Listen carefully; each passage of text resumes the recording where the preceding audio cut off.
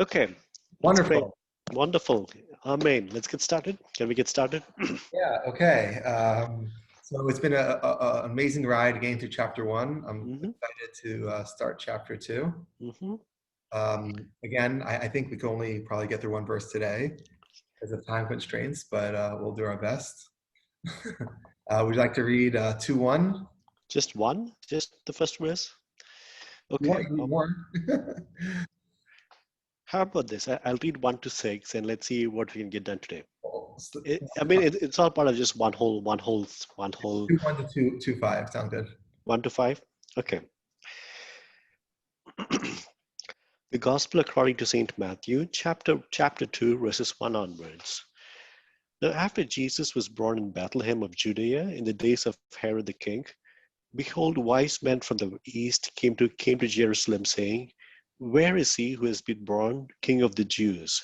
For we have seen his star when it rose, and have come to worship him."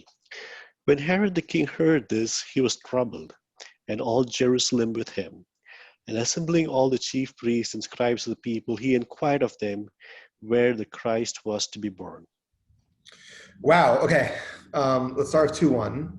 So it's really interesting. So narrative perspective, it definitely seems like Joseph did not have relations with Mary, and now we're kind of flipping the switch. We don't even see Joseph or Mary mentioned at all right now. It almost is like that was a prequel that has no impact, and now we're flipping and transitioning to Jesus himself now. Yeah, the first thing which kind of really struck me was how old was Jesus when this happened? Because usually the common theme, again, growing up, the basic theme was they're in the stable and then they give birth, and then the Magi, these three wise men, they come to the stable. But when you read these verse closely, it's like, and after Jesus was born in Bethlehem, so it doesn't say how long. Was he a year, Well, 2 years old, opening three of the years verse, old? Hmm? right? Opening of verse when Jesus was born is when he was born, right? Yeah, now after Jesus was born, it says now after Jesus was born. Where, where, So did, where does it say after? yeah, it's verse 2, chapter 2, verse 1. It says, at least in this version I have, it says, now after So Jesus I was born. have now when. So now we'll look at the Greek really quickly. I have the Greek over here. Okay. In the Greek, we have, it looks like after. Yeah. After Jesus been born in these. Even I'll be honest, now when versus now after probably sounds like it's ambiguous here, because now when it sounds like the moment he was born, but after he was born could be anything from one moment he was born until he's dead. Yeah, well, or yeah, it could be, but it could also mean that he's a year old, 2 years old, and that's something I've missed so long. At least so far, um, the way I've heard Christmas stories, Jesus is born, and then this Magi show up at the stable, and there they worship him. But when you read this, he could be a year old, could be 6 months old, could, for what I know, could even be two Okay. years old, as in, These are all like I agree. There's an ambiguity here, but mhm. let's just point that there's. I guess it kind of depends on who these wise men are. You know, And who, yeah, and then why do you call them wise? So, these people, they watch the stars, right? They watch the stars, or they study astrology, and it feels like they are much more well versed in Jewish theology than the chief priests were, because they're like, yeah, we've seen the king of the Jews is born. Like, where is the king of the okay. like, where is your king? Okay. Well, let's slow down. Okay. One thing. So, I guess to focus on 2:1. So our main question right now, obviously, is who are the wise men? Yeah. I think a lot of people like to assume they're Zoroastrians because hmm of their knowledge of astrology and dream interpretation. But is that really wise? Is it really wisdom? I mean, honestly, they Oh, yeah, yeah. I think that again, like the fact that it says wise men in English really has no bearing on the Greek, Aramaic, Hebrew. The word magi, which is hmm the word that we'll find in Greek, magus, really has to do with the word magic. And again, because I saw the movie 300, I know that the Zoroastrian priests of Iran were called the Magi as well. And it kind of comes up to the English language today where we have magician. So I have no problem calling it the wise men of the East or the wise men of Iran. It's definitely meant to have this connotation not of wise men as much as religious practitioners of another faith.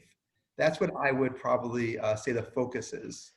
So which races, the second question, okay, let's say for sake of Answer your discussion, question. Yeah.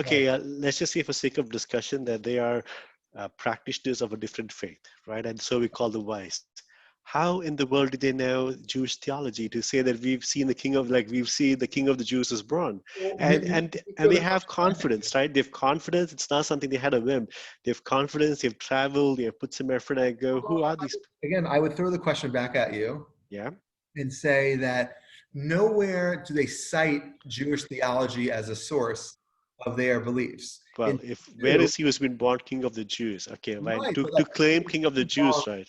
It's There's implicit nothing in that. wrong. Okay, like maybe you would note that it's wrong for them to proclaim a king of the Jews if that's what they're doing, but the verse actually cites why they came and what they thought about it.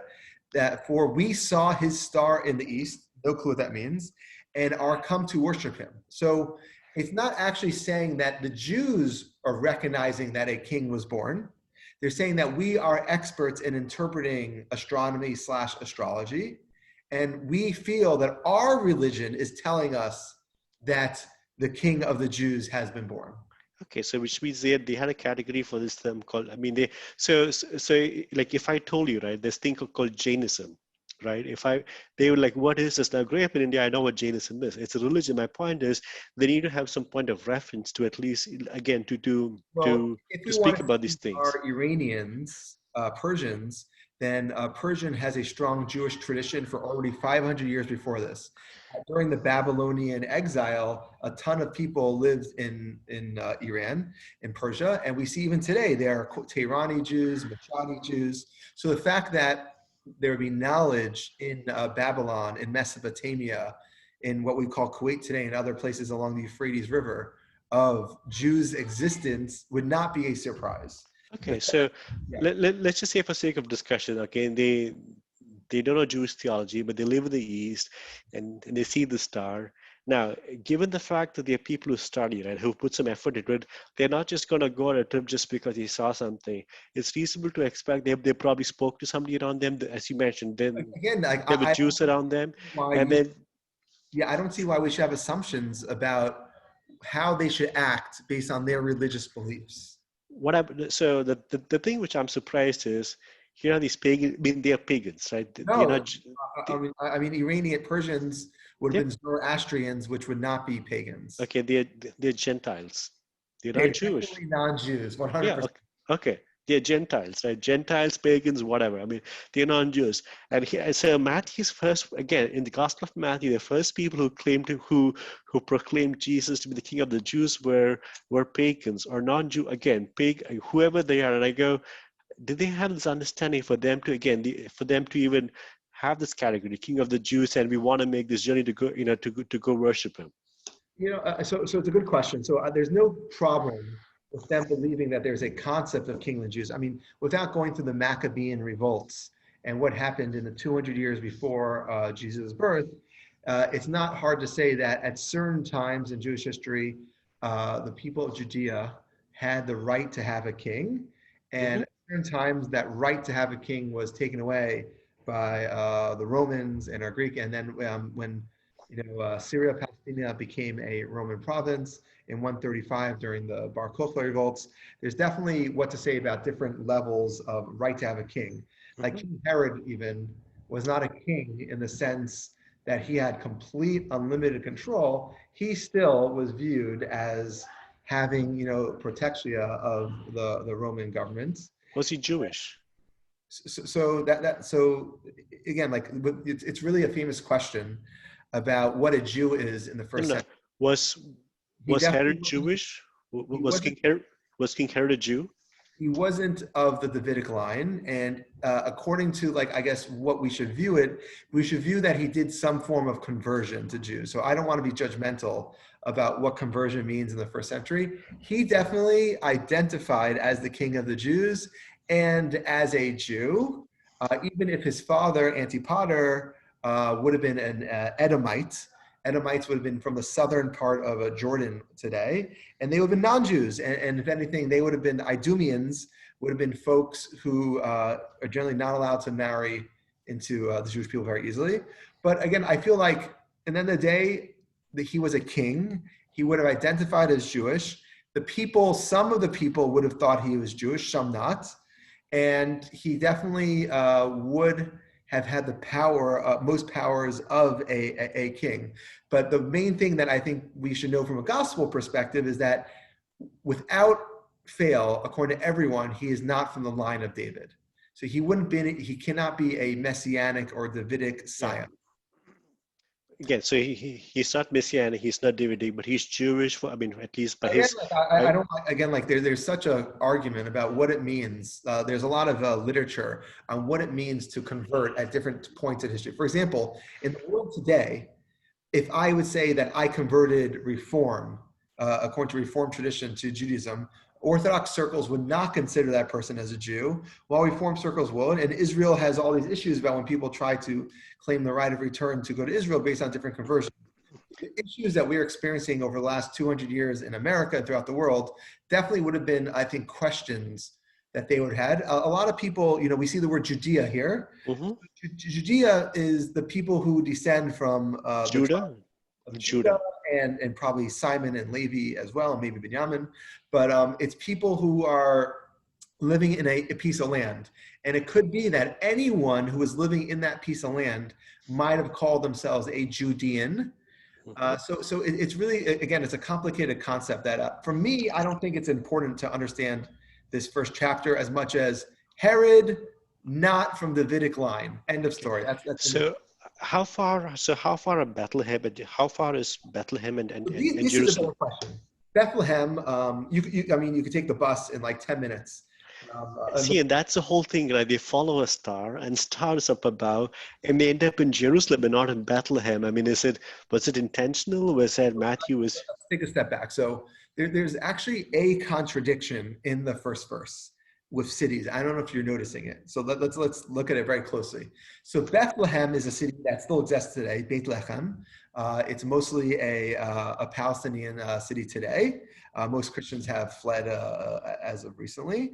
But in Bethlehem, it is a place that would be identified as Judea. But where do the wise men come to? Jerusalem. So while Bethlehem, I would view Bethlehem as a suburb of Jerusalem today, it's a walk. It's not like a 10-minute walk, to say the least. And no one in that time would not differentiate Bethlehem from Jerusalem. So when the gospel wrote that he was born in Bethlehem, and they came to Jerusalem, it is absolutely supposed to tell you something. And it's unclear to me what it's supposed to say. It could be that, we're going to see that a prophecy fulfillment coming up in 2:5. And it could be, we want the word Bethlehem said. And it could be, though no one was going to Bethlehem, they're always going to Jerusalem. Jerusalem was the stop. If you're coming from out of town, you go to Jerusalem. But there's some dichotomy happening here that it would have been very easy for the author of the gospel to say, they came to Bethlehem, or he was born in Jerusalem. So this dichotomy is very unclear, and it really is screaming at us to answer why. So I think Bethlehem is justified from 2:6, but why they're coming to Jerusalem, except for, Herod had his main castle.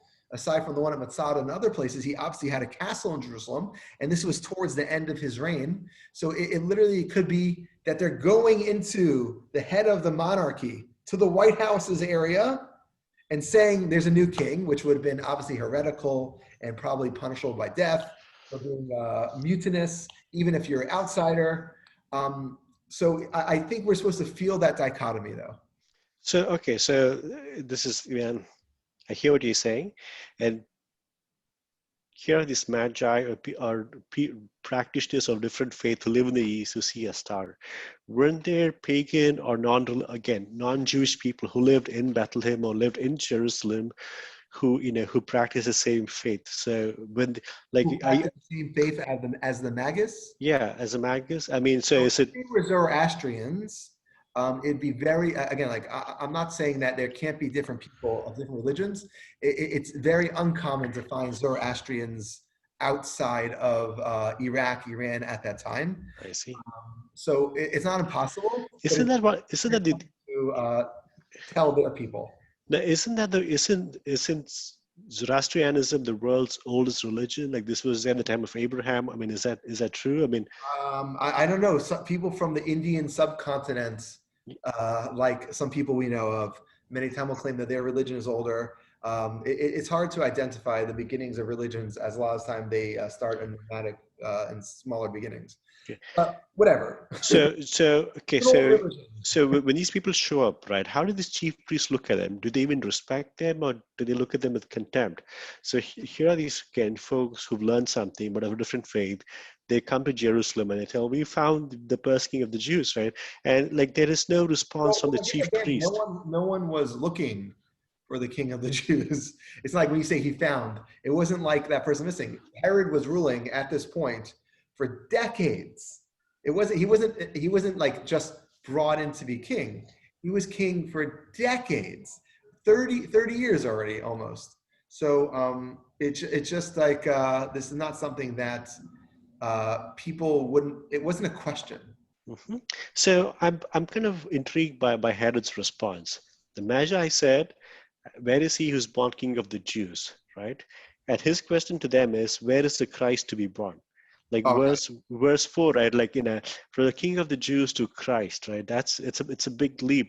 From where did he even get this notion of like how did he equate these two? Like when they asked him King of the Jews, like to him did it mean a Christ and meaning a Yeah, so savior, redemption, and all the Jewish theology, again, all the Old Testament prophets taking a and step back, yeah, I mean, I feel like this is why it's very difficult to study 2:1 to 2:5 as a whole. It's very important to go, I feel like, through the verses and try to even okay. figure out what you're saying.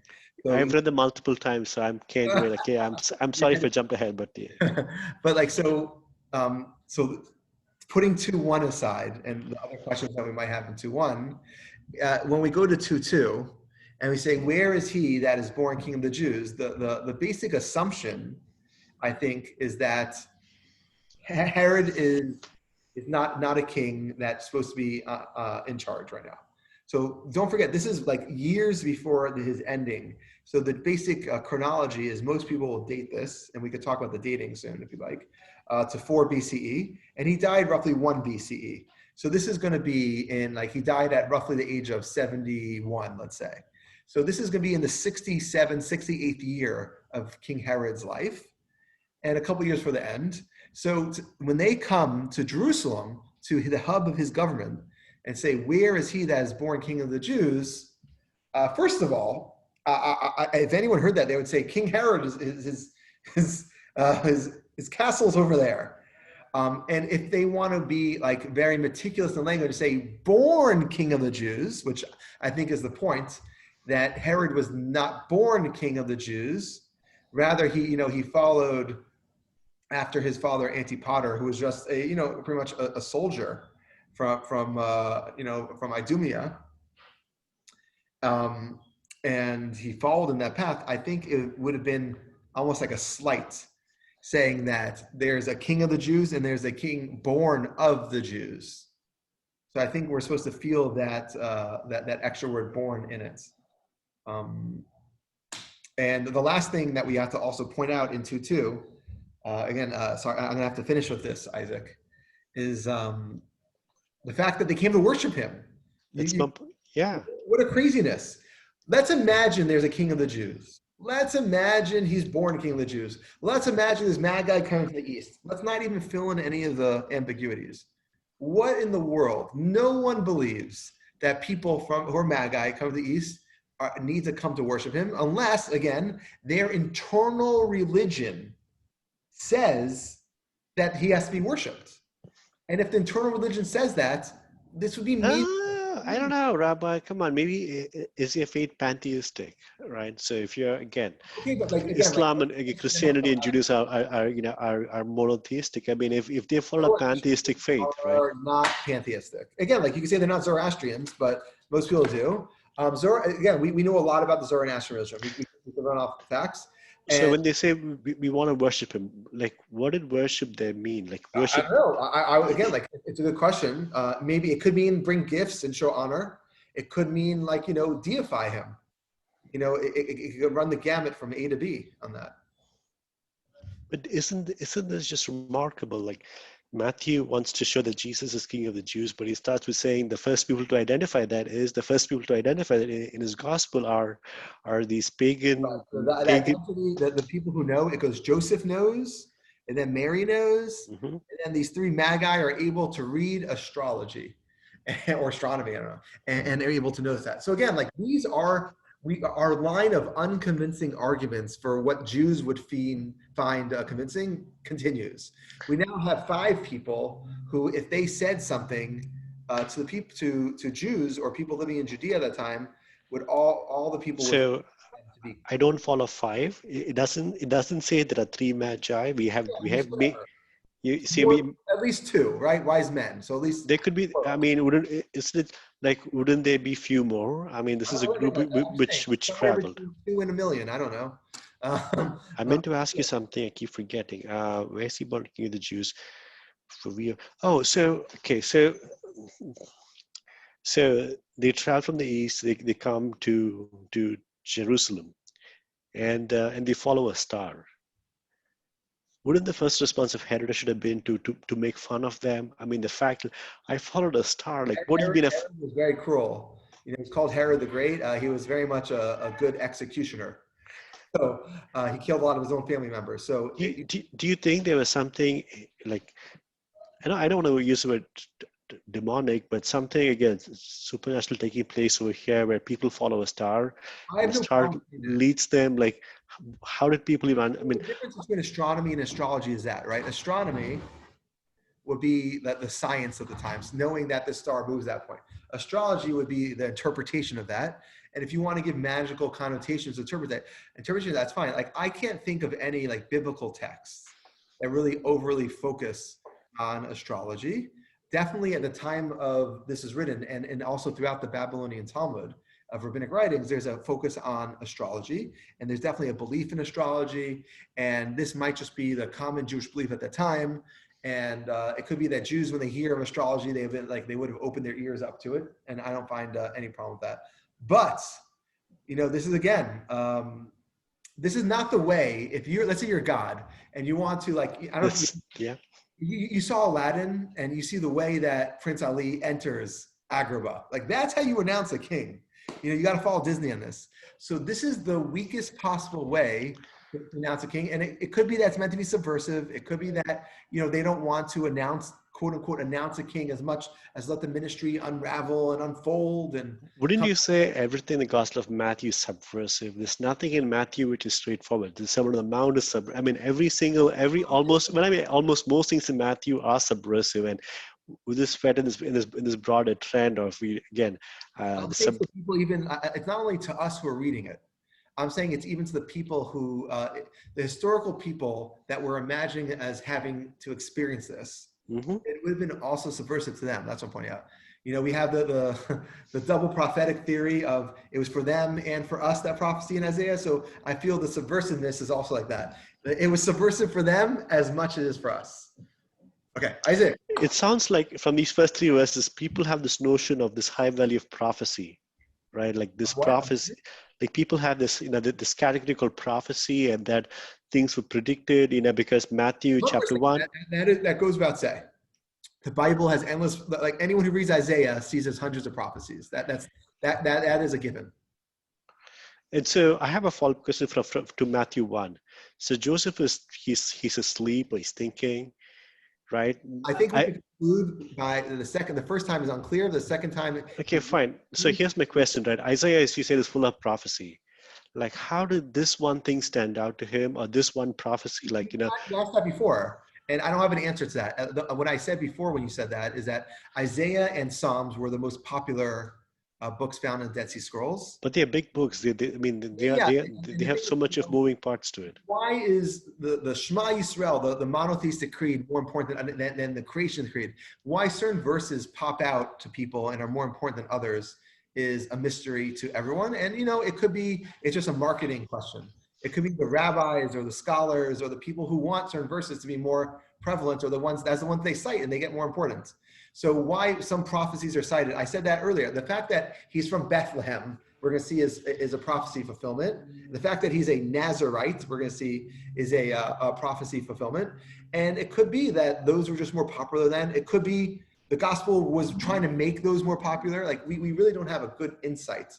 I can tell you a lot of these verses that are cited do not play as much an important role in Jewish theology, even though we do have Jewish texts, obviously from the 1st century and 2nd century, and these weren't as prevalent. So what you're saying is the author of Matthew was not a faithful Jew, and he was not a good Jew. He wasn't being faithful to his faith when he wrote this text, because to wrote this would have been Jewish, right? It's not unfaithful to say that a Messiah came or is coming. That is definitely prophesied. That's going to take place. I don't have any assumptions about what faithful to a religion in the 1st century means. I feel like a lot of times we superimpose our definitions of what we believe Christians would have thought or Jews would have thought early. So no, I'm not looking at it from the judgmental side. We're trying to listen. We don't know what unfaithful means. And for say that 3 Magi or 2 Magi, 100 Magi came and announced this, we got to take it and say, maybe they had a traveling circus and the circus came to town and they announced things and that was important to people. Like we can't put our judgmental hat on. Okay, Isaac, on that note, have a great On that note, happy Hanukkah. Thank you. What did you do for Hanukkah last night? Was it a grand? We light lights, we dance, we sing, we made latkes, which are like potato pancakes. We had a special meal. My kids got a bunch of presents. Wow. Do you not have to call strangers, gift strangers and everything? Like, I mean, what is? Point. Most times in Jewish tradition, there is an idea that we should help the poor and help strangers. Yeah. And that notion exists, but a lot less so than for other holidays. For example, Purim, that is like one of the central themes of like giving to others. A lot of times Hanukkah is internally, customs done in your house.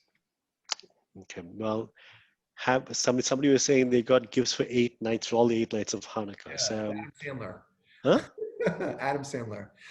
Adam Sandler. Well, anyway, have a happy Hanukkah, happy Okay. Shabbos, and so Monday we finished chapter 2. Maybe we'll get to 2, 3 on Monday. Okay. Okay. Thanks, Rabbi. Thank you.